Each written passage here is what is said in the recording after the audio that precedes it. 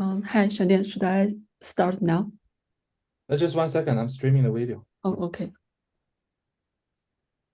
Okay, yeah, please start. Okay, all right. Hi, everyone. So today I'm going to continue the presentation about the large language model quantization.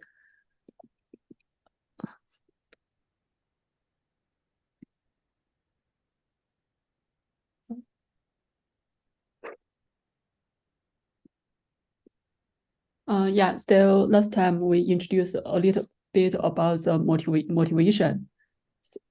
So the motivation comes from the gap between the required of the large language model storage and the current computation capability of the GPU.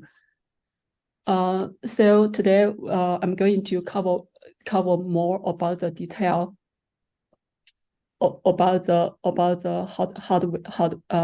the computation speed, and also I will introduce more detailed technology about the quantization, which will cover a few latest paper. So firstly, for the why quantization is necessary. For the quantization, actually, it tries to represent the data with low bit instead of the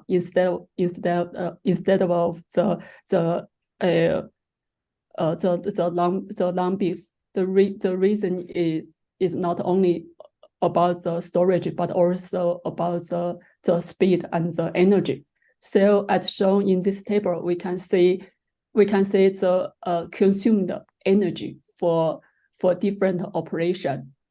For the as we can see that for the int additive operation, the energy consumed is very limited, and when it comes to the float 16-bit and the float 32-bit, actually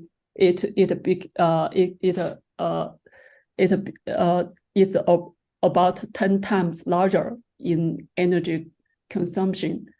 And also we can see the gap of the energy consumption between the int and the float multiplication. So Why doing the float operations is much more energy consuming? I didn't go to that detail of the hardware. I mean, of the computing unit. Okay, I guess because there's some like standard to store the floating numbers. You have several portions. There are several sections in one. Like for example, you're doing 8 bits, and you might have 2 bits to save the effective digits, and the other 6 bits to save the exponential. When you do the addition, you have to move the first align their exponential, then doing addition, then readjust them. I mean, that's my guess. Yeah, I think that's one reason. Actually, I will cover that part in next slide. Yeah. So firstly, as mentioned by Shanian, so firstly, let's look at the floating point number. How are they stored in the in how to represent high precision number. So actually, there it includes two parts. One is the fraction, another is the exponent. So for the 32-bit float, actually there are 8-bit exponent and the 33 fraction bits, and there is one addition. The first one is for the sum, so it can represent a positive and negative value. and actually there are different standard to define the float, like the IEEE float 32, and also there are some other format, and there are some additional float, like the float 8. So it has a 4-bit for the exponent and 3-bit for the fraction, and also another variant of the float 8. It has 5 exponent and 2 fraction. So for them, actually, they will have different range of the number. For example, for the 32-bit floating point number. So as we can see in this range, we can see here. It represents the range of the value. There are, I think we can just focus the normal value for the subnormal values. Actually, they try to present a pretty small number which are close to 0, and also here I give out the dynamic range of different float of the float and the int with different precision. As we can say, what's the meaning of subnormal values? So for the normal value, it means that in a range, every value appear in the same with the same probability.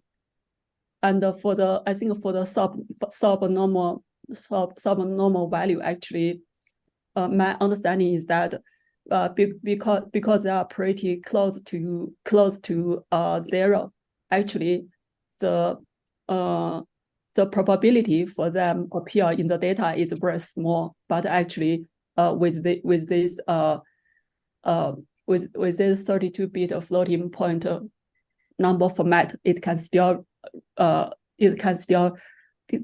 give out some very small number, but those number probability very low. Yeah. Why do those numbers have probabilities? That's a little weird to me. Because from the figure you show, what I can see is that normal values just mean those numbers whose scale is not very tiny. Yeah. And some normal values can be viewed approximate to be 0 because it's too small.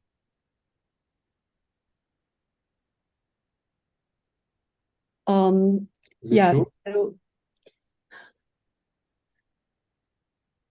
So my understanding about the subnormal value it mentioned here is that it tries to represent a 0 value. So yeah. So as seen in this equation. So for the normal values, actually, it cannot represent a 0, right? Because for the fraction part, it always at 1. So for this one, it's impossible to represent a 0. I think that's why the abnormal value came out. I mean, it tries to represent 0 and some. When the fraction is equal to 0, then it would be 0, and also it can represent some pretty small number. So fraction here, I guess it must be a number between less than 1, right? Is 0 like 0 point? Sorry, I forgot to introduce that. So for this is a 30 the 23-bit fraction. So for the first, it means the 2 over minus 1, and then 2 over minus 2, 2 over minus 3. So the maximum, I mean, the first one represent 0.5, and the second one represent 0.25. Yeah. Yeah. So actually, as seen in here, I mean, yeah, I think I forgot whether there is one sign for the fry. Yeah, that's my question. No, but there should be no sign. Yeah, this also. Oh, okay. So I guess the amount is 23 bits. There should be 1 bit represent 2 to the power of 0, right?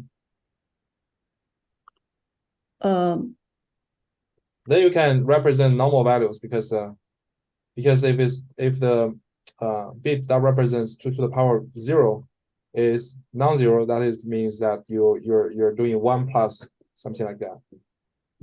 So what you do is that actually it uses so for example, if this is 1, it uses 1 multiply 0.5. If this is 0, and then add 0 multiply 0.25. Yeah, I know that. I know what we're talking about.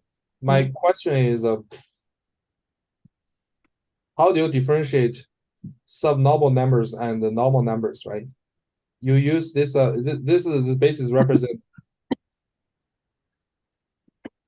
2 to the power minus 1, right? This is 2 to the power minus 2, and go on, right? But if you want to represent this one, you should have some basis is 2 to the power of 0. It doesn't have. Then how do you so that's why there is 1. There is it at 1. So for the fraction part, it means that it always I mean, when all the 23 bit are 0, so it means that the fraction is equal to 0, and the whole part is equal to 1. Yeah, then but how do you represent 1 plus some fraction? Yeah, I guess my question is how do you differentiate a number which is subnormal and another number which is normal? Yeah. So as I mentioned just now, so for the normal case, actually it cannot represent 0. I mean, even the smallest number here is somehow like this one. It means that the free fraction part are 0, and the exponent part are also 0, but they will represent this number 2 over minus 120 and 28. It still cannot represent 0. So the subnormal are proposed to represent 0. That so when the fraction. Oh, okay. I got okay. Yeah, they can be differentiated from the exponent part. If you set all the exponent bits to be 0, they are subnormal, right? If you set it to be 1 to 200, so I guess from 0, 1 to like 1110, it will be normal value. Yes. And if you set it to be full ones, it will be infinity. Yes. So the exponent are used as the flag for the subnormal and the normal, as well as the not of number. Okay. Yeah. So this is how the 32-bit floating point number are represented. And the last time, actually, we I think in last seminar, professor asked one question. So why not just rounding the original float to so for example 1.25 1.21 somehow rounding to 1.2. So is that how about the performance? Actually, I think that that's yeah. So as we can see here, and maybe let me continue to introduce more about the even lower precision. So here, this is the interval and the float 4. And for interval, actually there is for all those. Oh yeah, Xin, can you go back to the previous slide? I just had one question. Okay, so for the subnormal number, yeah, my question is for the subnormal number, you don't have an exponent, right? Or your exponent number is just a 0? Yes. Because your exponent part is just 0, right? Yes. And for normal number, you're literally calculating the exponent part, which is 2 to the power 2 to the power of exponent times 2 to the power minus 127. Where does this 100? This is because for as you can say that for the normal value, actually the minimum value is 2 over minus 120 and 28. So that's why it started from, I mean, it is said to be this value. Why the minimum number? Just want to be consistent with the normal value. Otherwise, they will have overlap. Yeah, but why is the minimum number or the maximum number of the subnormal value is 2 to the power of minus 126? Yeah. So you can we can. I'm sorry. If we can check the equation. So for the equation, the minimum value, the minimum positive value for that is the sign is 1, and the fraction is 0, and the exponent are all 0. The exponent part has to be greater or equal to 1. So that's why the minimum number of the normal value is 2 to the negative 126. Yeah, that's right. So this I guess this table is the computer will first examine the exponent part. If it is all equal to 0, then it's subnormal. If it is greater than 1, between 1 to 254, it's normal. If it is all 225, it's an infinite or not a number. So if it is normal, the exponent part must greater or equal to 1. So that's the mean. So the mean number is 2 to the 1 negative 126. Yeah. So yeah. Okay. So this formula has. I'm just curious. Where is this 127 from? Yeah, Shandian. So because for the exponent, actually the minimum value is 1. So the minimum positive value for here is that the fraction part is equal to 0, and the exponent part is equal to 1. So that's 1. Yeah. Yeah. So if you follow the equation here, yeah, that's how you compute, right? So yeah. I'm curious to know, like, how is this equation derived? Oh, okay. They just designate. They just say, okay, I'm gonna follow this equation to calculate the number. Is that right? Because 127 is not reflected by the structure. It's only have 7 bits of the exponent part. So it's 128. The minus 1 is 127. Yeah, so this is the 8-bit. So that's 200. That's the maximum value is 2 5 and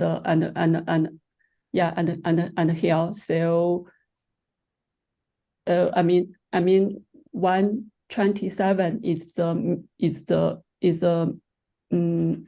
middle number, right? Give me a second. This is not correct. 127 is 2 to the power of 7 minus 1. So there are 8 minus 1. 8-bit exponent 2 to the 8 is Yeah, it's 2 to the power of 7 minus 1. Yeah. So I mean,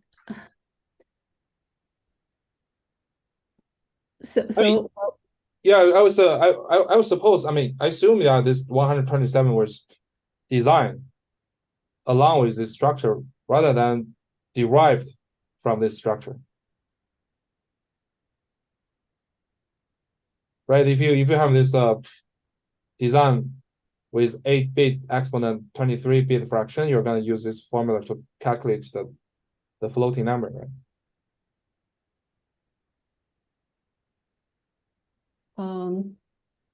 Yes. Yeah. Otherwise, like you said, like the lower bound, the infinite value of normal values, it's just coming from this equation, right? I'm just curious to know how is this equation derived. Yeah, I see. So for the exponent, actually, I mean the whole exponent, actually the range comes from minus 128 to 120 and 27. That's the Yeah, just on the symmetric symmetry in the exponential part. Yes. Yeah. Okay. Yeah. Let's continue. Yeah. So actually, I think actually this is just the one format type, and there are also some other type. Maybe they have for the zero values. I mean, they somehow different. I mean, they have for the larger numbers they use more. They use more number to represent the larger things. So somehow, like from minus 64 to somehow like the 191, something like that. But I think for this design, they just I'm not sure what's the underlying motivation here, but it's just balance here. Yeah, there must be some theory because okay. Because the guy who make this IE standard for floating number has one tuning word many years ago. Oh, okay. Yeah, it must have some numerical properties. Because you can see that actually there are exponential, although the exponent number kind of symmetric and even spaced, but the number itself, they are not even spaced, right? Because when you multiply 2, multiply 2, multiply 2, and divide by 2, the range, the interval between those numbers are not even spaced. Yes.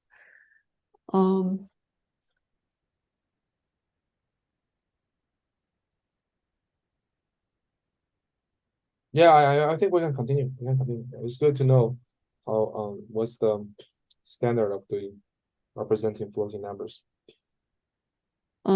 Yeah. So yeah. Okay. So for the int4 and the float4, actually, their format are similar. So they also have the sign and the exponent and also the abstraction part, the fraction part. So as for int4, actually, in this axis, it shows the range. I mean the positive range, because actually they are symmetric. So the whole range is from -8 to 7. There is one additional -8. Yeah, I think I think that's when the somehow here, like the sign is equal to 1, and all the base are 0. Yeah. Okay. Yeah. So because there is because for all the 1 0 0 0, it doesn't represent from -7 to 7.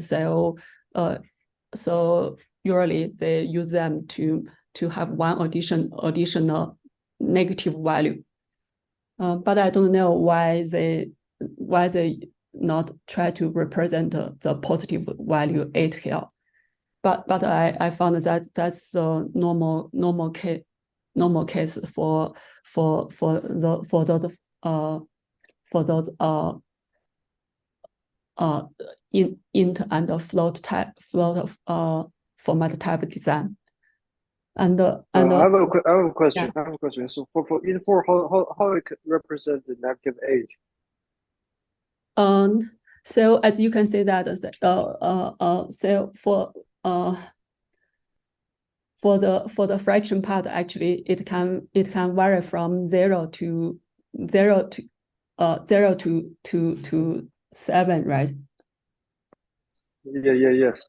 Yeah. So actually when this part are all 0, and when the sign is equal to 0, then that's 0. It represents 0.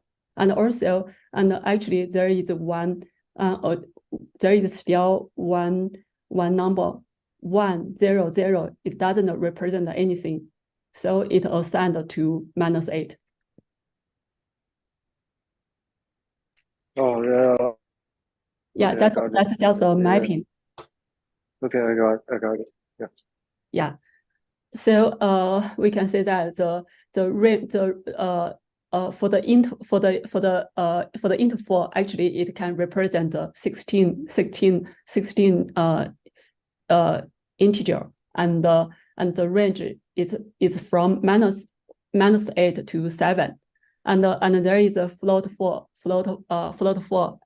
and actually it also have the fraction part and the exponential part, and the range for them is from -3.5 to 3.5, and for this one, actually their distribution are evenly spaced, and also there are E2 M1 and E3 M1, and with this, actually the space between the numbers are somehow different, and the range of the value they can represent are also different. So that's how float 4 and the int 4 can represent the range of the value. As we can see that if we just change the value directly into int 4 or float 4, actually their precision were lost a lot.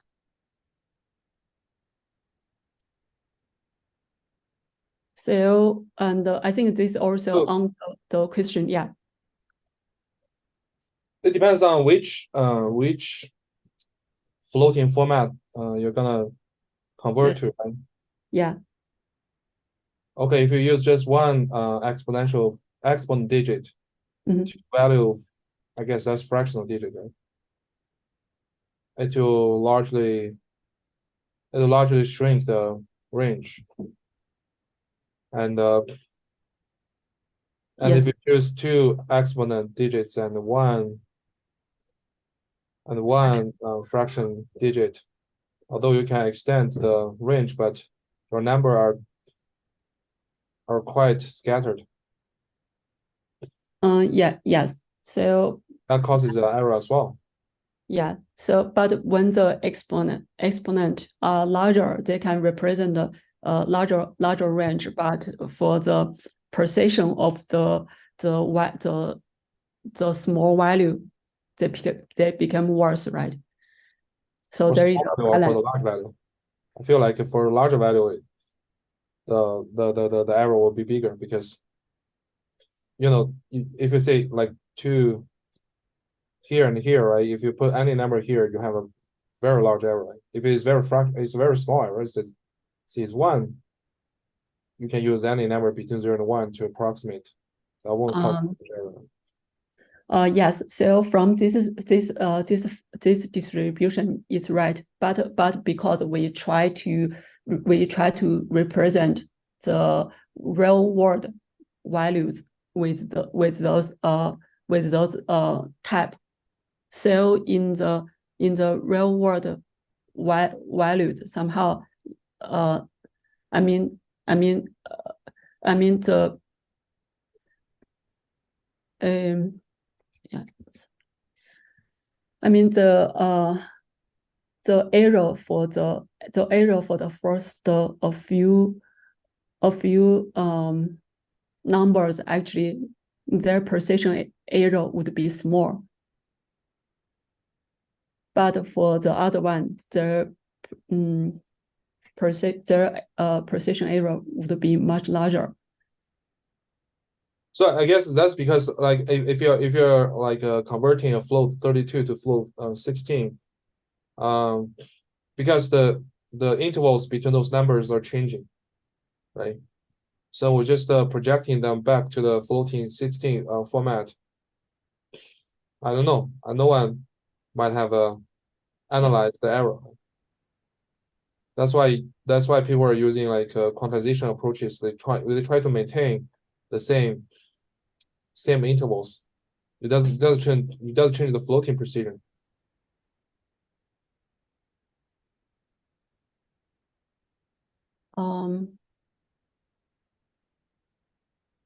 Because you got floating 16, you got different range, right? You got floating 32, you got different range, and and I guess for the floating 32, well, which we might have to verify, like the interval between those numbers will vary.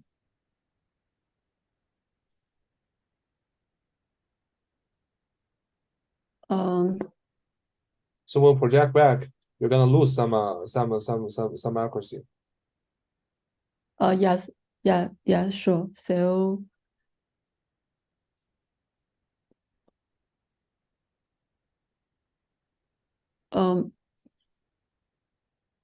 yeah, my point is that so the range, actually the range of the somehow like the last data type, actually the range of this data type are pretty small. So when the float value are large, somehow like in the large range, actually it cannot represent. So we cannot directly to use the low bit format to represent the original value. That's one case, right? But do you think in your network training you really got some weight parameter which is beyond the range for a float 16? You have to represent as a float 32?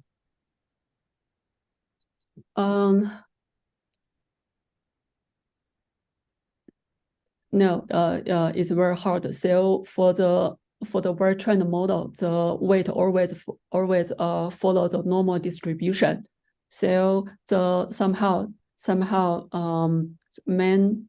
most values may be smaller than 6. I mean, the absolute value may be smaller than 6 or than 10. So it is very rarely that the average value can be larger than 10. Then that shouldn't be any like overflow underflow issue when you do the conversion, right? Yeah, but with this one, as you can say that when the value in the range somehow like the value is 12, then the actually when it's rounding to the nearest value somehow like the 8, so the error would be 4. So that would be too large. The reason we use the quantization is that we will do some linear transformation of the original value, so it can map into this range. So somehow if we have a block, all of the value are greater than 10, we can range them by multiply 0.1 and then map them to this range. Then the gap, the error for each value would be smaller. We can so I will cover that part in detail in next slides. So maybe we can continue to say more detail. So this those are all the slides I presented last time. Yeah. And now I would like to introduce linear quantization. So this is a fun mapping for the integer to real number, and this is the equation. Q is the quantized integer, and Z is also the integer, but it represents the zero value for the the 1Q is equal to Z, actually R would be 0. So for Z, it will be mapped back into 0. So this is called a 0 point. In this example, the original weight are 32-bit float, and the quantized weight only used 2-bit. So for when use 2-bit, so it have -2, -1, 0, and 1, and the 0 point is -1. It means that the -1 would the -1 value, as we can see, that's colored in orange, so they were mapped back to 0. So when we get the quantized weight, we can use a linear transformation to map back to the float. Yeah, it's so this is the basic formulation. So is there any problem here? What's the how do you get Z? Yeah, that's my question. I will cover in next slides. So for this one, I just show how the quantization be recovered into float, and we will cover how to calculate the scalar S and the 0 point. So the problem is that how to decide the parameter, the scalar and the 0 point, because when we use the different 0 point and using different scale, and actually their quantization error will be different.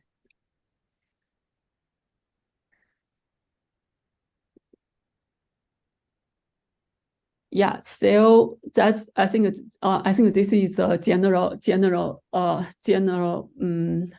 formulation in linear quantization. So the target is to learn the 0 point and to learn the scale. We need we need to pay attention. What we need to pay attention is that the scale are always a floating point. So they can be in the float 32 or float 16. So they can preserve the precision.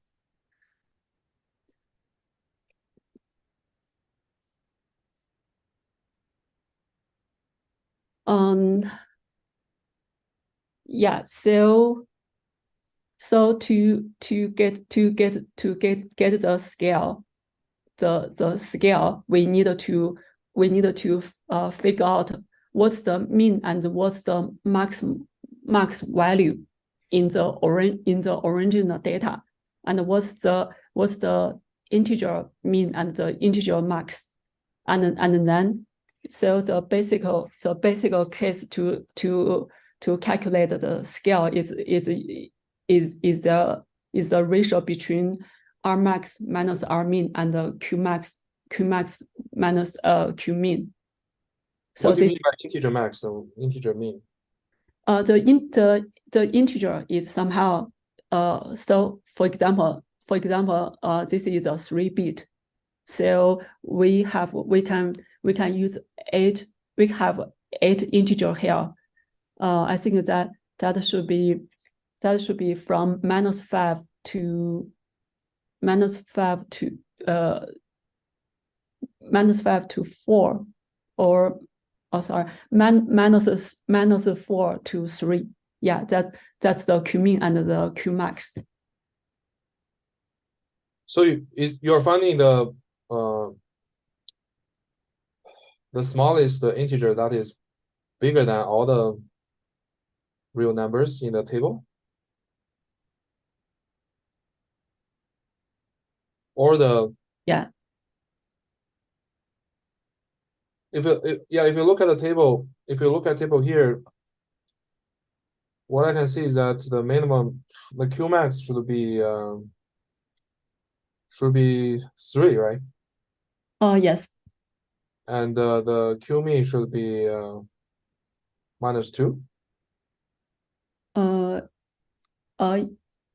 Yes. So here I think this is only for 2 bits.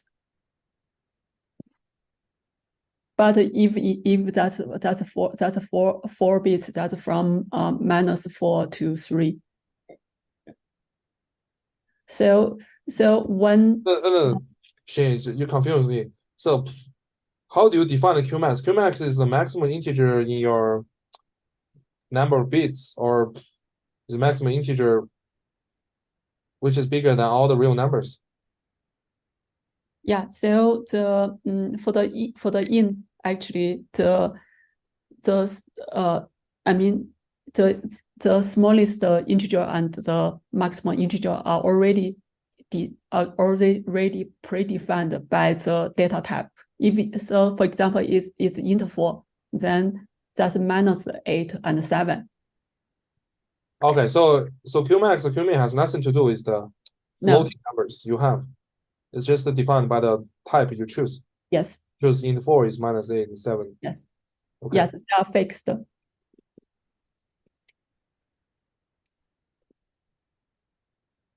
Yeah, and R max and R mean, actually it can be statistical from the original data. So you just look at this table, what is R max, what is R mean? Yeah. Okay. Yeah, and then the Z value is equal to Q mean minus R mean divided S. Actually for this is one way trying to figure if we're trying to figure out what's the Z value, actually we can derive it from this equation and get this result. And but we need to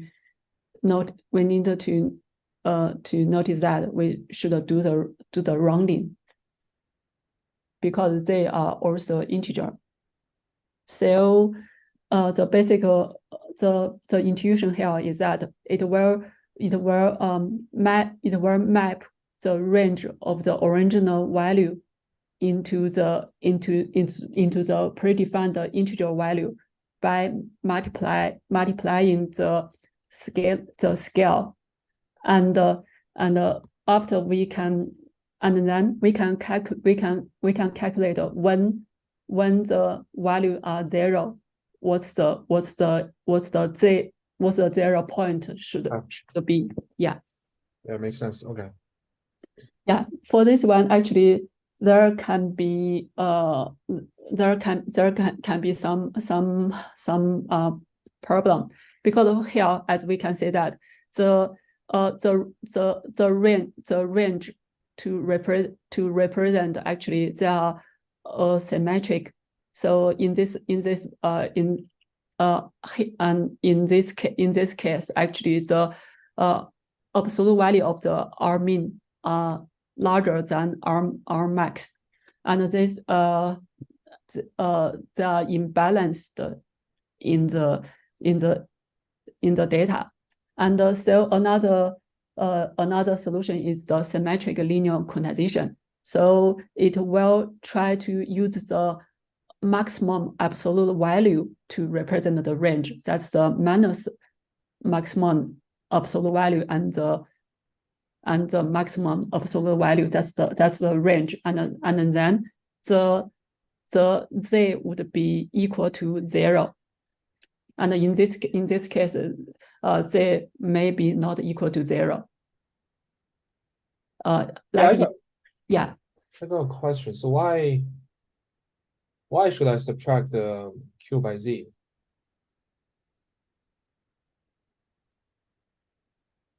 You subtracted it by 0, right? Why do you want to subtract by? I mean, if you usually do some linear mapping, it's usually like q min plus something, right? Something q subtracted by q min times the skew, right? That's a common used way of mapping numbers from one range to another range. Yes. So yeah, you are totally right. So when you set this equal to 0, you will get something like this, like this formula. If you just set this to be 0, and then you will get q is equal to q min minus R min divide S. The reason you have the Which do I set to 0? Set which to 0? The q min add q minus q min multiply S. So this is how we Oh, okay. If I set it to be 0, I can get the q. Now become z is this guy. Yes, exactly. Oh, but the difference is that, so in this here you should divide S, because that S is mapping from the original data to the integer, and here when we map back, we should be divide S. So then you will get the reason for that is that we need to figure out the 0 point, which integer to represent the 0 in the original data. Yeah, my question is, what's the benefit of your finding the representation of 0? I know the representation of the minimum value, which is q min. Why should I find z?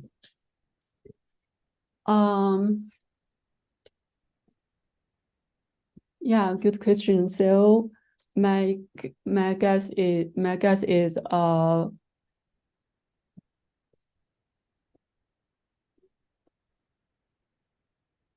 yeah, so my guess is that actually the general formulation for this is S multiply q minus and add some constant, right? That's the equal to S multiply z. Yeah. My point is that I've already known q min. Why not I just choose q min? Why should I derive additional number z here? Because it's not equal to q min. Z actually is not equal to Qmin at. Oh, sorry. What do you mean? It's defined. Z can be represented by Qmin. I mean, I can use Qmax and Qmin and S, which are sufficient enough to represent every Q value, right? Yes. And why should I introduce additional number Z?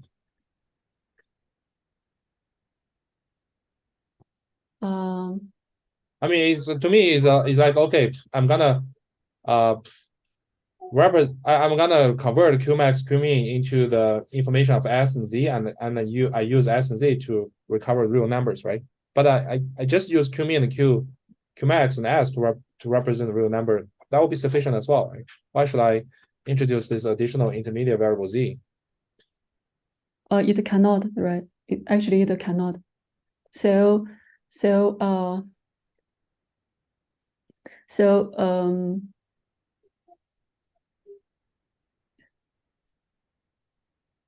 in my understanding is that your real number you can represent it by Qmin plus Q subtracted by Qmin and times your fraction S, right?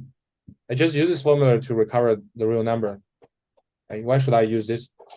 Why should I use this number? This formula?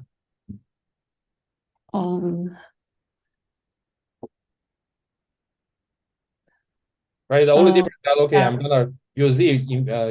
So I think that's my mistake. Actually, here the Qmin should be Rmin instead. For this part, that should be Rmin, not. Oh yeah, Rmin. Yeah, even I can use Rmin. So it's fine, right? I can use this formula to recover the real numbers. Yeah. So it's exactly like this. The reason why put 0 inside, I think that's for the computation. So Q minus Z, that's the integer additive, and then it do a multiplication between a float and the integer, and here, so you need to have to do the operation for 3 times, right? One is the integer additive, and then multiply with a float, and then a float additive. So the time I mean, there are one more operation. Okay, is this just the benefit? Yes. And on another side, I think we can also check what's the Z value. If Z is not equal to 0, actually they are symmetric, and I think actually what I think the another thing is that the rounding thing. So because Z is not exactly equal to the right, it will do. Yeah, there's no free lunch here, right? You put Z here, you introduce a little bit more error, although you see one more operation. So I guess that's the benefit is the computation. Otherwise, I didn't see any why it uses this formula with less precision. I have a follow-up question on this. So did they provide any proof that this is the best way for maximum express power? So yeah. So I guess the reason why they introduced the Z instead of just using Qmin is that they want to maximize the express power, because the Qmin and the Qmax are not evenly distributed, right? So the numbers in the Qmin and the Qmax are not evenly distributed. And they may have some assumptions of the distributions between Rmin and Rmax. So the way if you're doing this, remember, let's consider if your Qmin is here and your Qmax is here. Actually, doing this is actually decrease the expression power.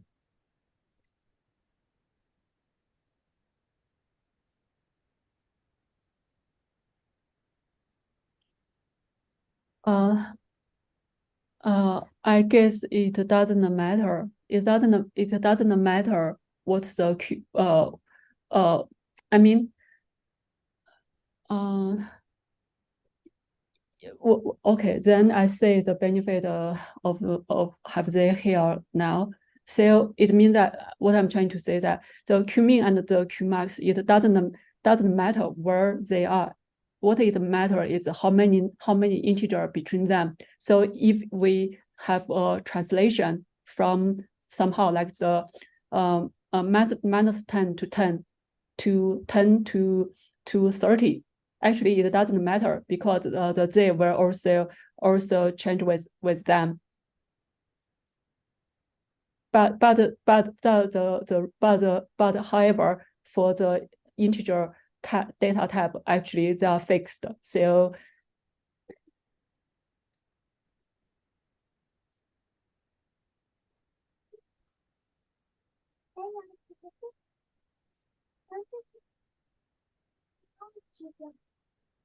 Shannon, so does this serve your question? I mean, so far to me, what your point about saving one more operations sounds reasonable to me. Otherwise, I mean, other points, like for example, if you put z here, you do rounding, you introduce a little bit additional error, right? But yes, that just means like no free lunch. Right? You have to pay some pay some price to get more speed up. Yeah. So yeah, I guess that's the that's the reason. Okay. And so how do you map each number to Q? How to map each number to Q? So you just divide R by S and plus Z? Yeah, divide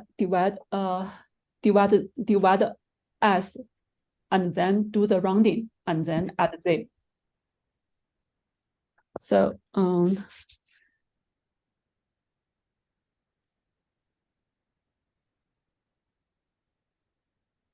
yeah, I feel like it's better to put the number in the middle as Z, right? What if you have a lot of numbers here, less than 0, and the smaller number in here? You have many numbers here, right? And yeah, I'm not sure how will the integers, the corresponding integer representations be distributed in this range. So yeah, I think so the where the Z is at only matters when we do the integer computation. So somehow if the integer like the Qmin, the absolute value of Qmin are pretty large, and then when we do the integer multiplication, so the result can be very large, and it's possible to have the overflow. I think that's the risk if we have imbalanced Qmin and Qmax, and besides that, I mean, for Rmin and Rmax, Rmin and Rmax itself, it doesn't matter where the zero is located. It can be in the middle. If it's in the middle, then actually the z would be equal to 0, and we have the balanced representation. And if it's not 0, we can also represent them with this formula. So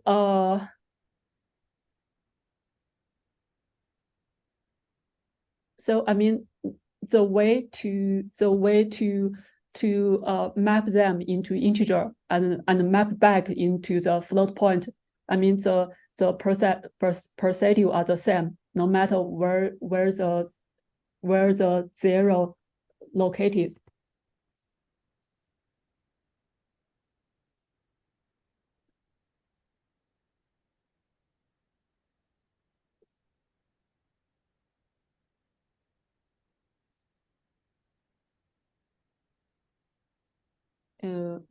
Shania, do you have some further question? Yeah, let us continue. Okay, and as I mentioned that, so when Z is not equal to 0, actually there are some potential of the overflow when we do the integer multiplication. Okay, so another way is to do the symmetric linear quantization. The way is that we have the absolute value max, so it will be in minus max and max value. So for this, they are balanced on the positive and the negative side.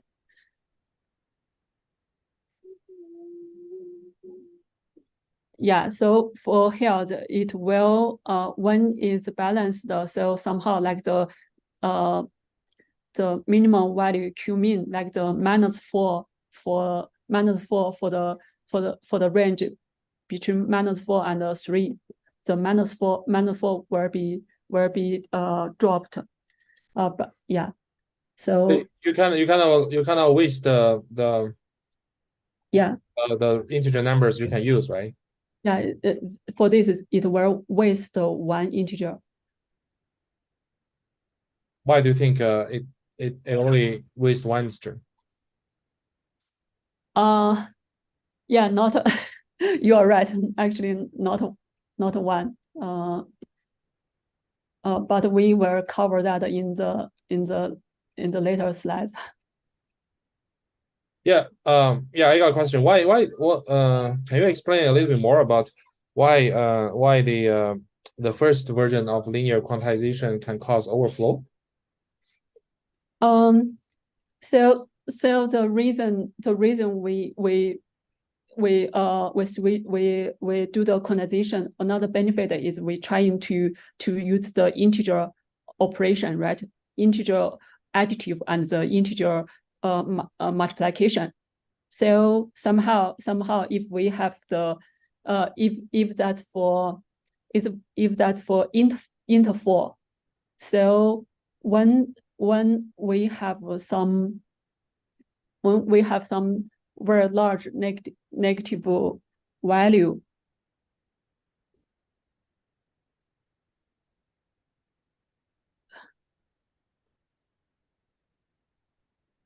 yeah, let me think.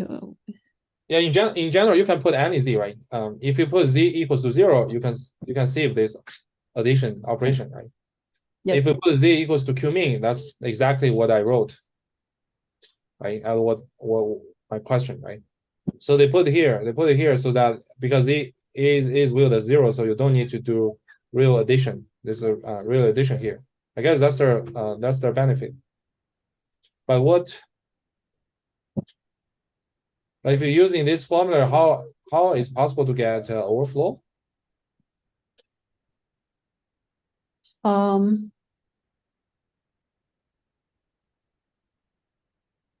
No. So for this one, it doesn't have overflow. For this one, actually, it first converts the integer back into float.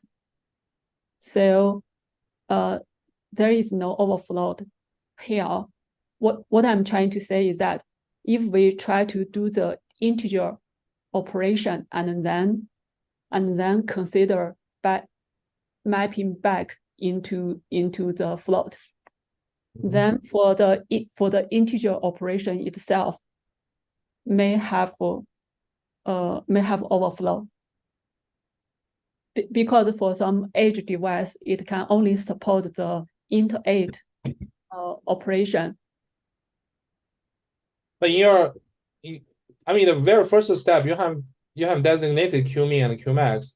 Those are all valid numbers, right? Your Q won't exceed any. Your Q will be right before Qmin and Qmax, right? Even you put Qmin and Qmax, it won't cause an issue. Why? And then this is a valid number which they can represent. And then you multiply with S. S's fraction number is a real value. It will come to a floating number, right? And then you do the addition. That there won't be an issue. Yeah, I think that I think that's my I'm wrong. So I need to figure out what's the other disadvantage to or advantage to have there here. So I think the it's not the overflow problem. Yeah. Okay. Yeah. So so we just mentioned the problem, the symmetric linear transformation can have it will waste some integer. So in this case we can have that the absolute value of the max decided by the smallest number, and so on the positive side it will waste a few integers, and on the left side actually it will waste the 2 minus 128. So it can so this is called no saturation. To avoid this,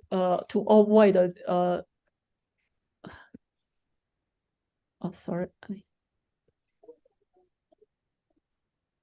Yeah, to avoid this case, and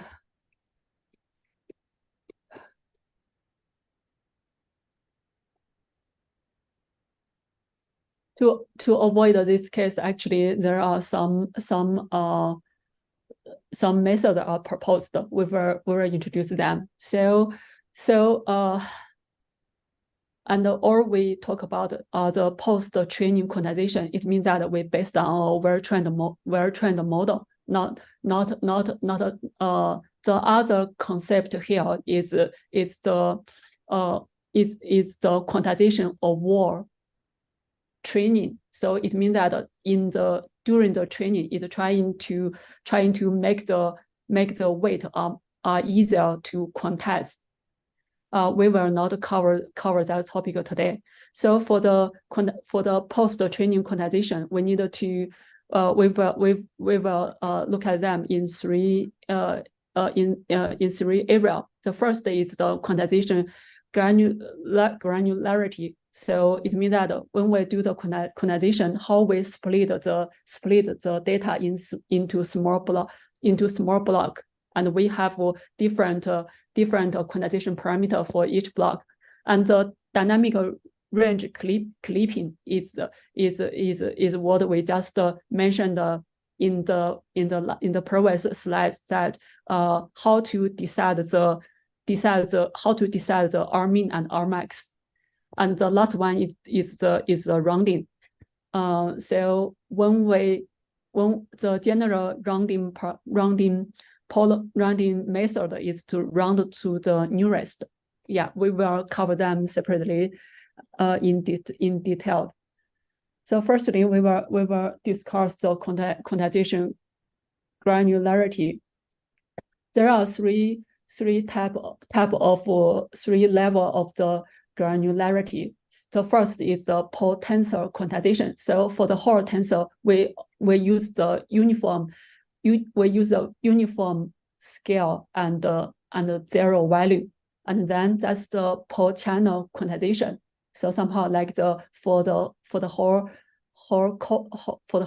one row, it will have one set of quantization parameter, and there are also group quantization. So it can it have the smaller granularity. Let's look at what's the disadvantage of the potential quantization. So here there is some statistical of the weight of the weight in one network. I remember this is maybe WGG19 or something. So for the x-axis are the layer index, and the y axis are the range of the weight. So so from here we can see that for some layers, actually the weight range are pretty compact around 0. But for some other layers, their mean value and the max value can be pretty large. So then because somehow for the example of the layer 5, and if we use a uniform scale and 0 point for the whole layer, and then somehow like we map into int4, and then so we need to use the 16 integer to represent the value from -25 to somehow like the positive 65. Then the quantization error would be too large. So that's the motivation why we need to have some other the per channel quantization. So for the per channel quantization, is that, yeah, so here it shows the error of the potential quantization, and then let's look at the per channel quantization. For per channel quantization, so firstly it will get the absolute value for each row, and then it will calculate the scale for each of them. Because for this it uses the R max absolute value of the maximum absolute value as the scale. So the 0 point would be equal to 0, as we discussed before, and here we can say is the quantization error. Actually, if you calculate them by yourself, you will get the same number, and you will actually for the per channel quantization, it will have smaller error than the potential quantization. This is only a example for illustration. So in the real model, the per channel quantization can perform much better than potential quantization. And the disadvantage of the per channel quantization is that we need to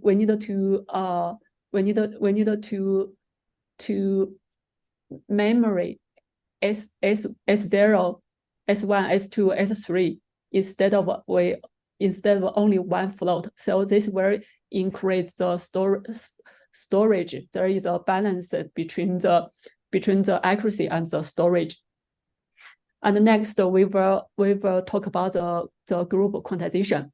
Okay, so what's the essence? I guess the essence why per channel works better is if you use per tensor quantization, you're gonna map a much larger number of real numbers into the same number of integers, right? Yes. For per channel, you are actually mapping each channel of those real numbers into a set of integers.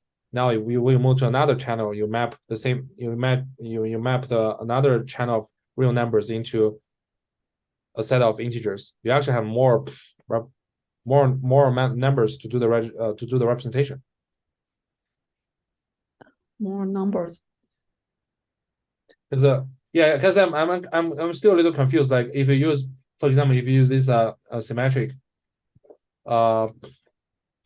this is your mean, this is your R mean, this is your R max, right? Yeah. So suppose whatever, suppose Rx absolute value is bigger than R mean. So this is your real numbers, where your real numbers stays, right? And if you use minus absolute value of Rx, so that will be the range. You're Yes. gonna map this range to your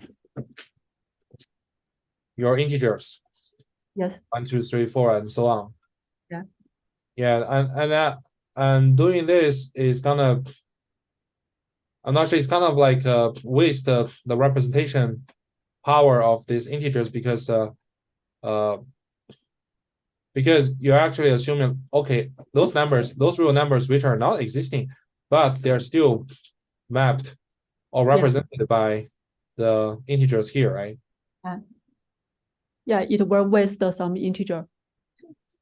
Yeah, it's kind of waste because if you look at R mean, it actually maps to here, right? So actually some integers will never be used. Yes.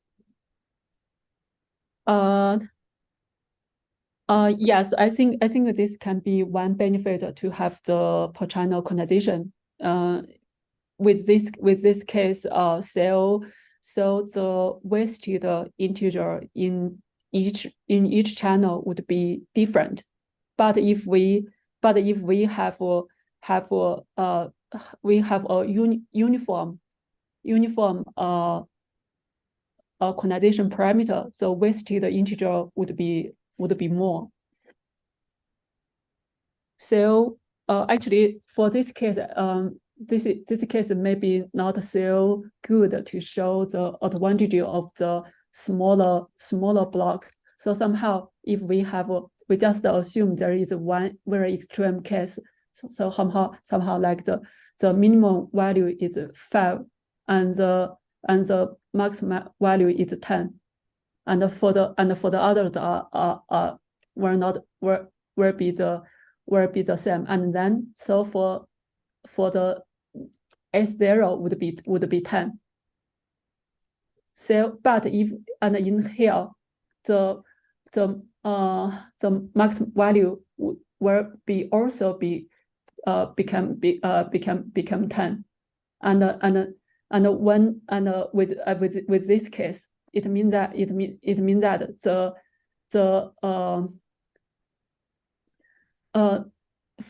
for the S here, the scale value here would be 10. So the scale would be large, and then the error will be much larger than when the S is small.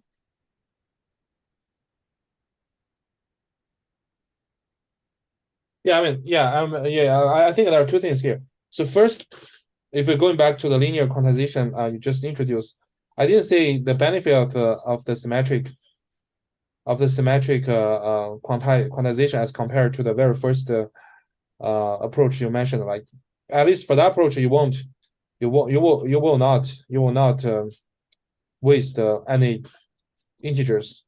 Okay. I mean, in the linear quantization applications, you see like they always use this symmetric representation.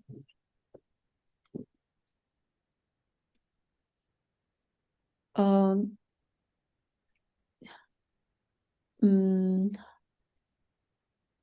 mean, if you use symmetric, then the potential quantization will waste a lot of things, right? Because if you have like super large value in one layer, for example, in one channel, and all of other numbers are here, so now you put minimum max minus R max here, you're gonna waste a lot of spaces, a lot of integers to represent the real numbers, right? Yes, so you are right. So actually in the code for the quantization, what I saw is use the two. I mean, it has two. I mean, it has the R min and the R max separately, so they are not the same. I mean, what I saw in the code in some projects, they use the asymmetrics quantization. So but for the symmetrical quantization, my only I think what I guess actually I still guess maybe that's the overflow problem. So my point is that, so when we map the original data back into some value, so somehow like that, it have more negative than the positive value. It means that it's for the negative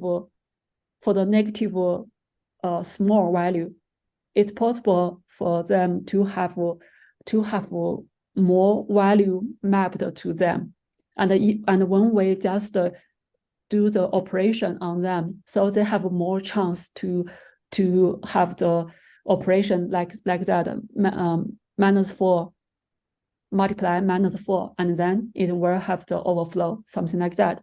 I guess that's the one reason. I mean, if we on a device, it can only do the integer operation. But I think in general, the maybe the lowest bit would be 8 on device.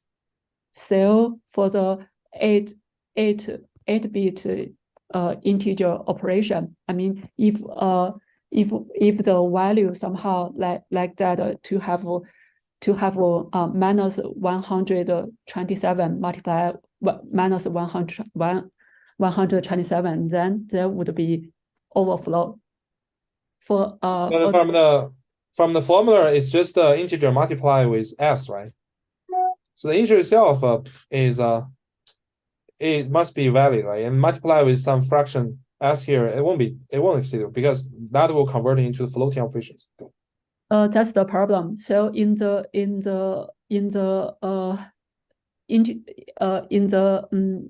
int 8 device, they will not convert back to float. So you directly multiply integer with a full number. How can you do that? I don't know. So I didn't go to that detail. I think last time you also asked the same question, but I forgot to check that problem. I think I need to check how they do the integer operation on the on that device. Yeah, I think I will check that later. Okay, yeah. To me, you have to convert it into a float number first, right? Otherwise, how do you do floating multiplying with integer, right? So floating multiplying floating, they have some routines of doing that. Yeah, that's the part. That's the yeah that but yeah I mean, so when we work in the quantization project, we always do that, but actually that's somehow like a simulation. We convert back into the float, and then do the layer convolution, or linear operation, something like that. But in the real on edge computing, I think the procedure is a little bit different. But because they can, but how they make the float multiplication with the integer, actually, I think I still need to figure it out. Okay, so I mean, to your knowledge or to your experience, what you have saying is still like the asymmetric linear projection is more often used, right? Yes. So I think the reason for that is the current quantization method it's mainly used for save the memory. So for the computation itself, it support both the integer and the float operation. So our target is to how to put one model on a single GPU, like for one model which have hundreds of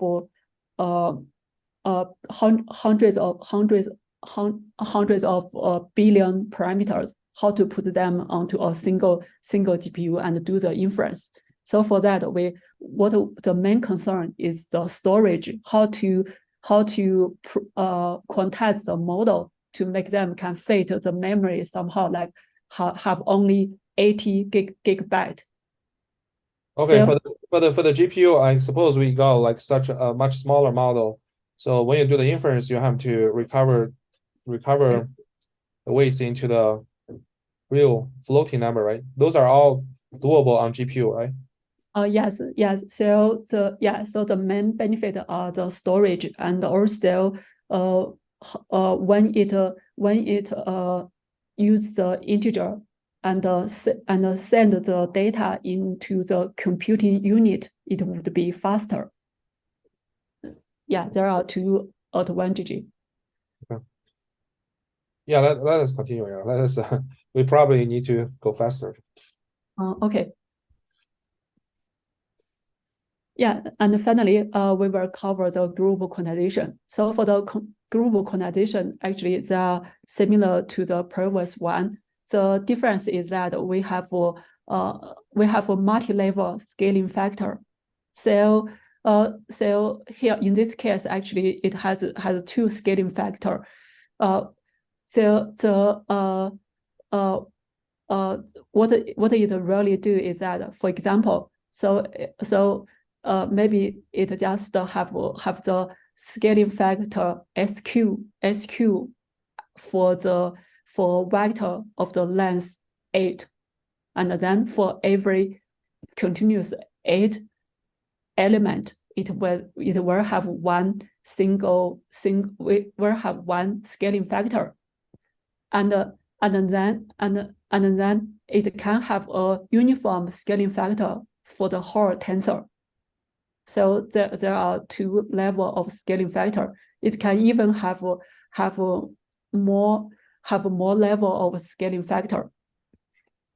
That's the motivation. And when we have a multi-level scaling factor, we can find that it will cost more storage. So like this. So when we have the per channel quantization, so then for each channel, we only need to store one scaling factor. So the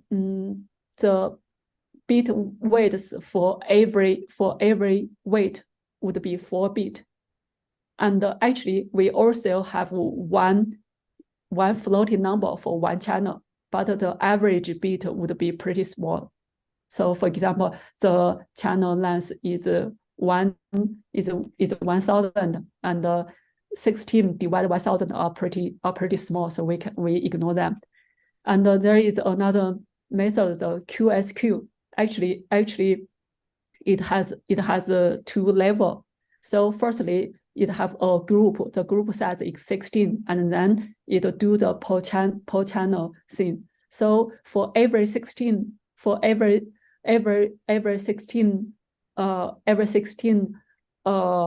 element, it will have one scaling factor. And for this first scaling factor, it uses the unsigned interval. And so the average bit for every weight would be 4.25, and also it can have different data type for the two level scaling factors. and then they have a different storage consumption. So how do you implement this multi-level scaling? In fact, I'm totally confused. Like, looks like you have a first level, like L0 level. Yeah. You have a very rough estimate, and then for each block you do some per channel quantization again. How do you implement that?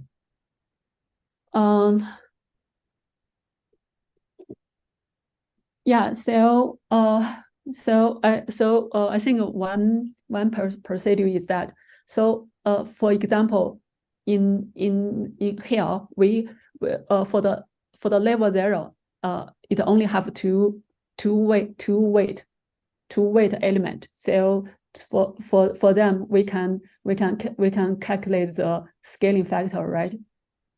Yeah. That's the S level 0, and then we just check the S level 0 inside the level 1 thing. So there would be two different S level 0, and we can extract the scaling factor from them. So you use multiple S? Yes. So for each small block, it has a separate S, and for the first S0 and the second S0, it's possible to do the quantization to scaling them again. That's another, you can understand them as another quantization. Yeah, but from the former list here. Yeah. So okay, let me assume like you got two blocks, for example. Okay. Then at the beginning you have you're assuming these two blocks together to share some scaling factor. Then you want to refine for every individual block and put additional scaling factor. Yeah, I guess there can be top down and down to top two way. So what you just mentioned is decide the level 1 scaling factor first, and then decide the level 0, or you can decide the level 0 scaling factor first, and then get the level 1 scaling factor. But they share the same formula, like Q minus Z times S01, SL0 times SL1, and so on. Yeah, that's the fact. Yeah. So they share the same Z. Yeah, but for the SL0, actually they are vector. Yeah. So in this case, we have two level 2 S level 1 S level 0. So that would be of a vector of two with length 2.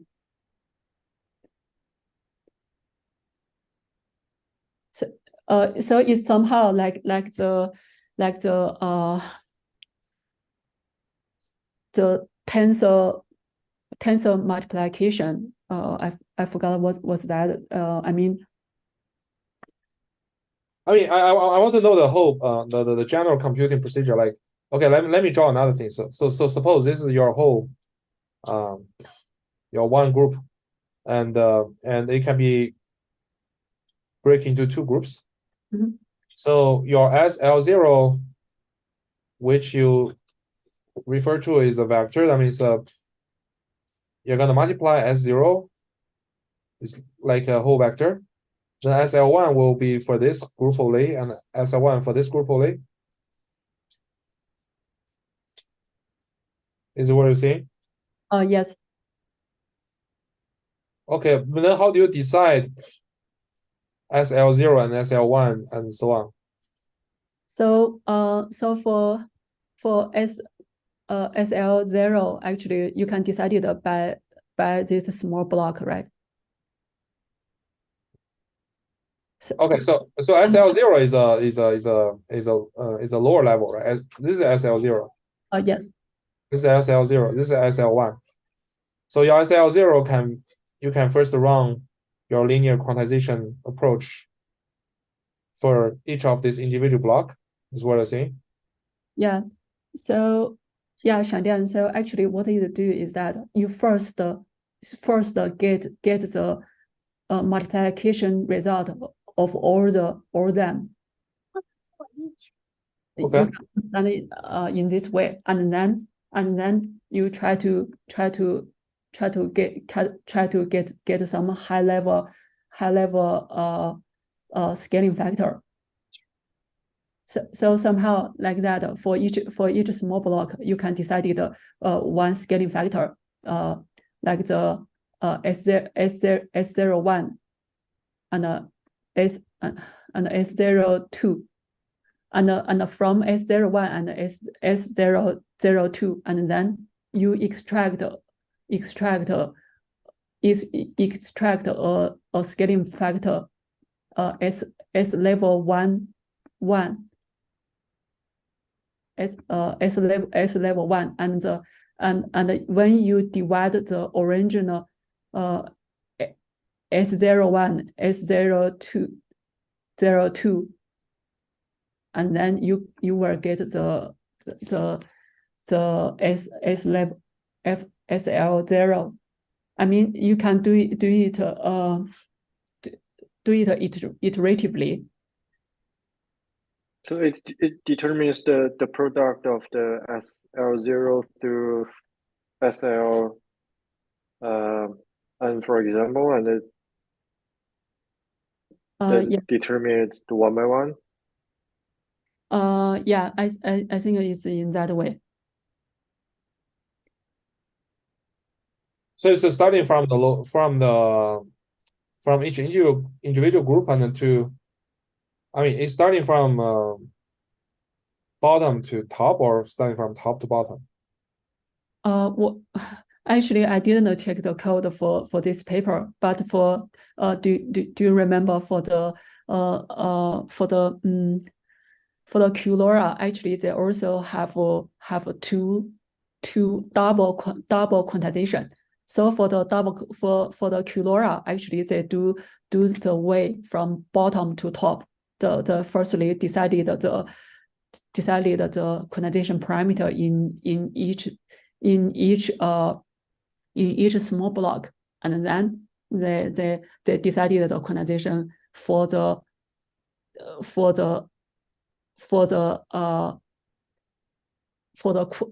quantization of the quantization parameter.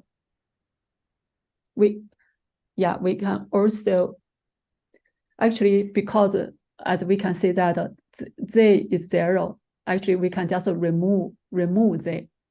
What I think what it do is that it do the quantization and get the scaling factor, and then do the quantization on the scaling factor again, and quantize this again and again. So you can have multiple level. Oh, so they're trying to quantize the scaling factors. Yes. Okay. Yeah, that makes sense. Okay. Yeah, that's why you can say that. So for the level 1, actually they only use 1 bit or 4 bit. Okay. But why do they multiply all those scaling factors? Yeah, so actually that's because they assume the Z is equal to 0, because this is a symmetric this is the symmetric quantization. Maybe, yeah, I think maybe that's why it uses the semantic quantization, so it can ignore Z, because they are 0.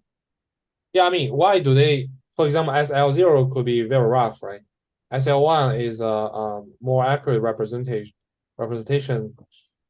of SL0, then why do they multiply together? Shouldn't they they have some SL1 which is more refined, and then they recover SL0 and then multiply?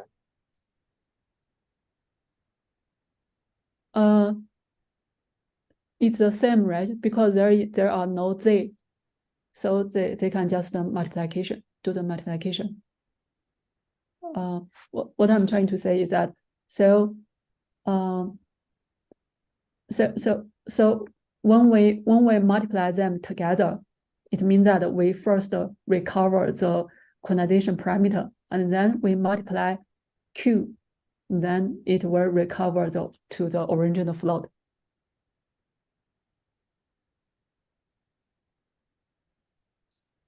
Okay, I guess I need to learn more about. For example, I imagine that you're gonna view them as a whole, and then you try to quantize them, and then you divide real S by the quantized one to get the remaining part, and then do the quantization again. Is that it? Yeah, you are right. So then the recover procedure is in this formula because the Z are equal to 0. Yeah. I mean, like, for example, you can first do the quantization, not quantization, you first get S. Yes. Once you get S, you feel like, okay, I want to shrink the representation of S. Mm-hmm. Then I first do some rough quantization. I get SL0, then I divide S by SL0, right? And then quantize this guy again, you get SL1, right? Then when you calculate R, you need to do is just you recover you use SL1 and multiply with SL0. Yes. Yeah, you are right. So I didn't get your question here. No, I'm just want to know, like, why do they? You are right. So that's how the multi-level quantization exactly do. Because for this, actually they can use the low bit to represent the scaling factor in the small block, because the small block can be number of the small block can be pretty large. With this way, it can save the bits to store the first level scaling factors. Okay, that's great. Yeah, so let's continue. We still have a lot of to cover, and then the dynamic range clipping.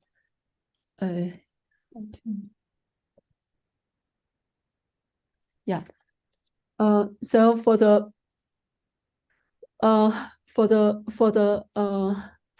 dynamic range clipping, actually there are many used to quantize the activation. So I think in the context of quantization, the activation means the output of one layer. So when we say activation, actually it always means the output of one layer. It's not the weight. It's the multiplication result of weight and input. So the challenging for the activation quantization is that the activation range varies across input. For different input, the activation will change, and then the range will change with that. So the challenging is that how to decide the range of the activation before deploying the model onto the edge device.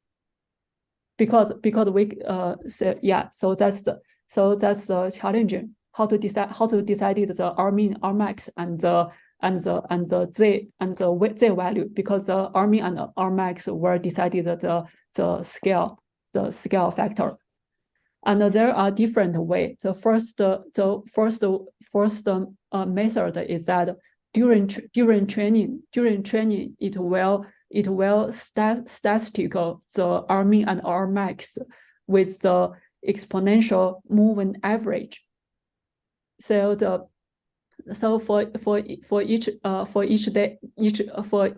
the data,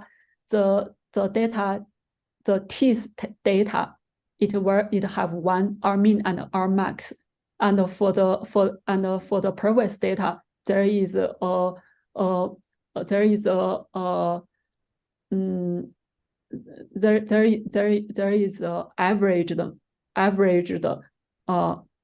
R min and R max, and then it will multiply different factors on them to get the exponential moving average R min and R max. They are observed during training. That's the first way to do that. So activation here means activation function, or no, not. No. Actually, that's the output. That's the output of the linear layer. So somehow after the convolution and yeah.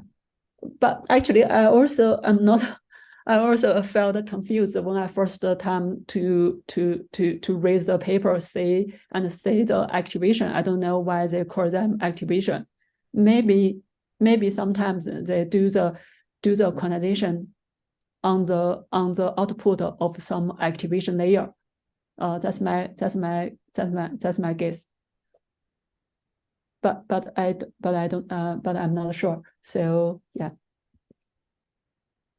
So here this slide just try to show the quantization can waste some integer as we discussed before.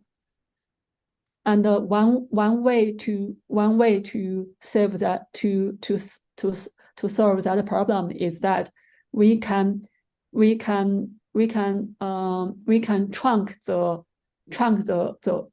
the original range so that the maximum is smaller than the maximum in statistic. So with this we can say that we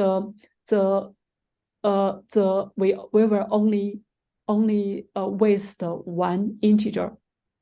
No, it will not waste. Actually, it will use everything. So the most left integer will represent what be trunked out. Okay, so some numbers are original weight matrices will be just discarded, right? Or you can just use minus 127 to represent that. It used the 100 minus 127. It not discards. It just truncate. Okay. Yeah. So this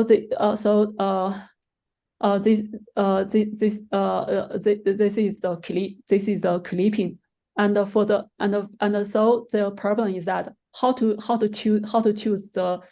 decide the clipping threshold, or the how to define the maximum. So in this case, it will regard the other number larger than the maximum as the outlier. So the problem would be how to learn the R max and R min. I mean, if they are different, if their absolute value are different, how to decide the R min and the R max? There is one trade-off. So when we cover the outlier, we will waste some integer, and when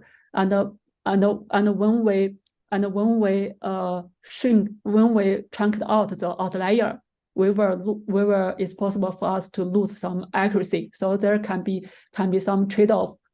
So in the second type of method is that firstly it will do the inference on the model with some calibration data from the calibration data can be from the training data set or from the test data set, and with the calibration data it can statistical the the real R-min and R-max, and then it's possible to do some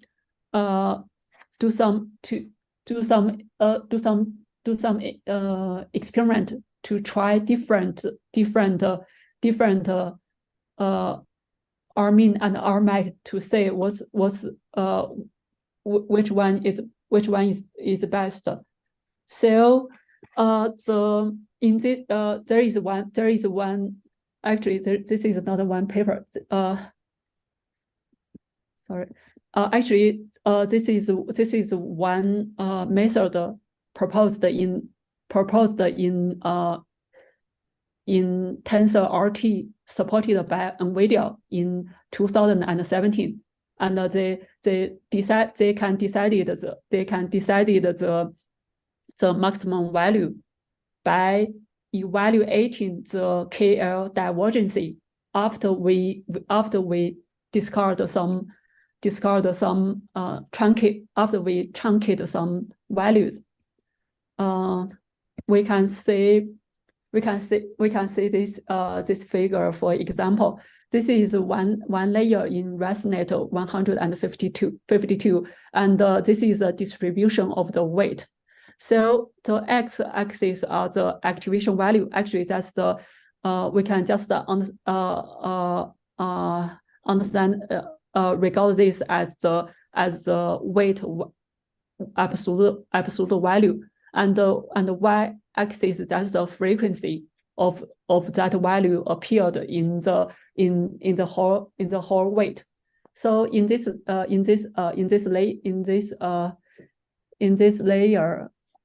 layer, actually, we can say that for most value which are smaller maybe than 40, actually their frequency are high, and when the y absolute value are greater than 40, actually their frequency are low. So then it will truncate as the value somehow maybe just the 40, and then the other value greater than 40 will become 40. So we can say that the frequency of the 40 would become larger. So that's how it gets the maximum. So activation. One thing, Xin. So activation here, I believe is the weight values, right? No. It's not the weight value. It's the output. It's output. Yeah. And so I mean, their method is that when I see some output value is bigger than 40, I just truncate to be 40. Yeah. So because the activation value of this layer is the input of next layer. Yeah. So when we it means that we have the y is equal to weight w multiply input x. Yeah, but even you truncate the input to next layer, through another layer's linear transformation, you can still get large output values, right? Yeah, you are right. So I think the usage of the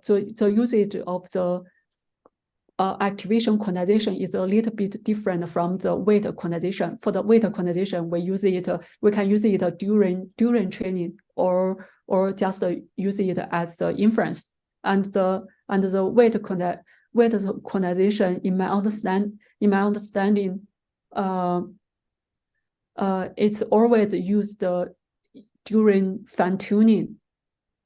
So because for the fine tuning, it needed to store the output for the graduate computation. I mean, in the computing graph of the neural network, we needed to store the gradient, and the gradient are calculating by the output of of the previous layer. So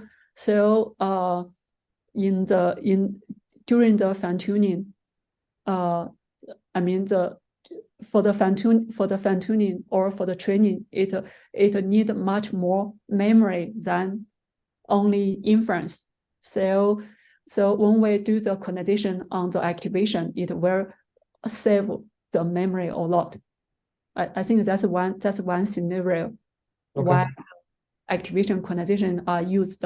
If we only do the inference, actually we don't need to pay attention to this. I think last time you told me the one bottleneck is the outlier issue. Is the outlier issue? I think you're referring to outlier issues is for the weights, right? Some weights are too large and you cannot recover them. You're gonna lose the performance. Yes. So So I didn't say that very clearly in previous discussion. I think strictly speaking, when we say the weight quantization, we need to consider the scaling and the 0 point. And when we come to the activation quantization, we need to consider the clipping. So how to decide the threshold? That's very important. Okay. Yeah. So that's why actually in the current tensor decomposition for quantization way, we didn't consider the clipping thing. We just do the tensor decomposition. Actually, they are linear operation. Yeah. Okay. Yeah. So in the tensor RT, actually they use the KL divergence between the distribution of the original weight and the truncated weight to decide what's the threshold are used. Actually, they want to find the best threshold that minimize the KL divergence. Yes. Okay. But I didn't check the detail how they achieve that. So, but that's their target. So there is a typical workflow in TensorRT. So firstly, they have a very trained model in float 32 or I think in float 16, and then calibration data set. This can be from the training data or from the test data, and the TensorRT. What we'll do is first run the inference, and then collect the required statistic. Somehow the real RT and R max, and then it runs the calibration algorithm to get the optimal scaling factor for each layer, for the output of each layer, and then do the quantize. Where does it decide the clipping threshold? I didn't. Actually, I'm not sure they have a paper, whether they have a paper for that. So I didn't read the paper or read the code. But you said the minimizing KL divergence thing, is this TensorRT or not? Yes, it's a TensorRT. Okay, then there should be some stage that they run their KL divergence to find the optimal clipping threshold, right? Yeah. So yeah, but I need to check what's the algorithm they use for that. Okay. Yeah. So let's continue. So and here there are some demonstration what's the threshold they use finally, and yeah. So this is the use of KL divergence to decide the threshold, and also there is another way to use the mean square error, and use the Newton-Raphson method. So this requires some optimization to decide that the motivation is still the same. So like the like the distribution, data distribution has some normal distribution. So for the low density data, if we consider them, we will make the error for each single data value to be large, because the gap can be somehow like the maximum quantization error. So that's why we need to do the truncation, or we say the clipping. When we do the clipping, we force the gap between two neighboring integer to be smaller. I mean, the recovered float from the integer would be smaller. So that's that they have the same motivation to do the clipping, and but the method are somehow different. This is the SAML 2022 paper. Actually, they use the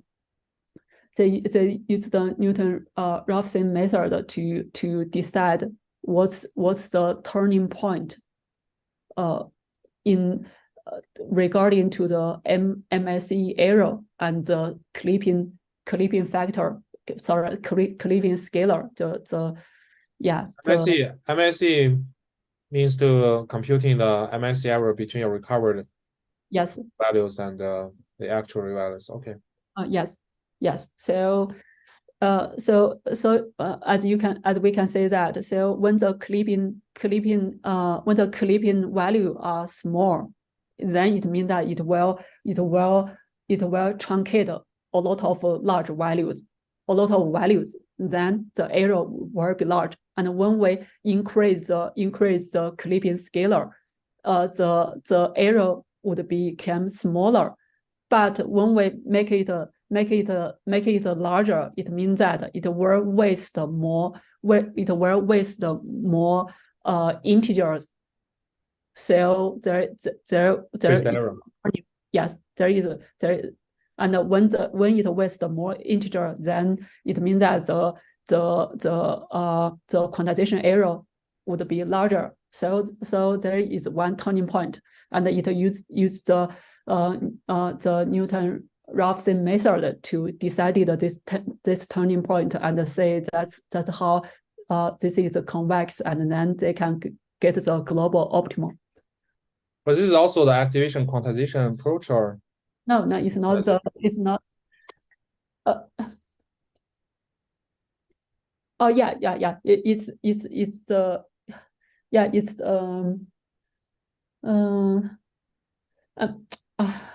I don't yeah, I feel like this method can be applied to weight quantization as well, right?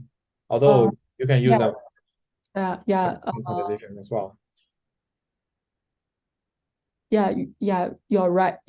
So I guess they do this both on the weight quantization and the activation quantization. But I didn't check the detail. Yeah. Okay. Yeah, I have to stop you right now, Xin. Let's because everyone needs to get lunch. So let's come back at 12:40. Yeah, okay. And I think how many slides do you have? Just a few. Maybe I think maybe 20 minutes. Okay, great. Then Sui will have some time to introduce fractional Fourier transform. Okay, cool. Okay. Thank you. Okay, we'll see each other at 12:40. Okay. All right.